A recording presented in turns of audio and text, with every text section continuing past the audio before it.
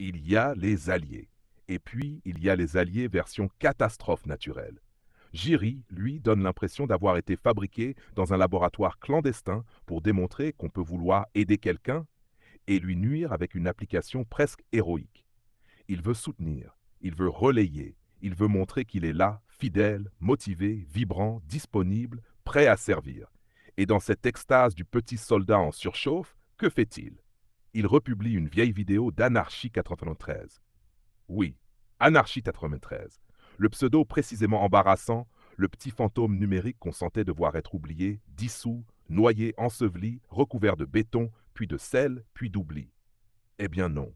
Géry le ressort, tranquillement, fier comme un enfant qui croit avoir retrouvé la clé du salon alors qu'il tient à la main le dossier qu'il fallait brûler. C'est ça qui est magnifique. Il ne trahit pas. Ce serait trop fin. Il ne complote pas. Ce serait trop construit. Il fait bien plus simple, bien plus pur, bien plus dévastateur. Il veut tellement plaire qu'il recommet lui-même la scène gênante. Il ne protège pas le récit, il le réouvre avec ses doigts gras de bonne volonté. Il ne colmate pas la brèche, il y colle une enseigne lumineuse. Et quel tableau pour Mendez!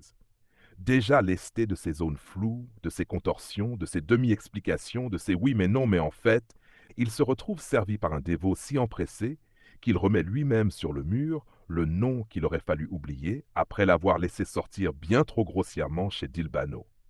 C'est presque une malédiction comique. Non seulement les ennemis fouillent, mais les amis republient. Non seulement le passé remonte, mais il remonte porté à bout de bras par le soutien officiel, tout content d'avoir bien travaillé. Géry, au fond, soutient comme on répare une fuite avec un marteau. Il a l'énergie du fidèle, la finesse du bulldozer, et cette grâce rare des gens qui sabotent avec dévotion. Il se croit bouclier, il est mégaphone. Il se croit pansement, il est étiquette sur la plaie. Il se croit lieutenant, il devient, malgré lui, archiviste bénévole de l'embarras. Et c'est peut-être ça le plus drôle. Mendez voulait probablement du renfort. Il récolte un assistant du désastre.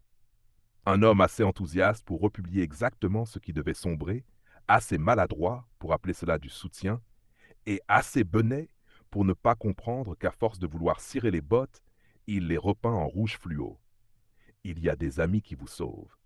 Et puis, il y a ceux qui, dans un transport de loyauté mal réglé, vous ressortent eux-mêmes le dossier compromettant avec l'air ravi du chien qui rapporte fièrement la mauvaise jambe.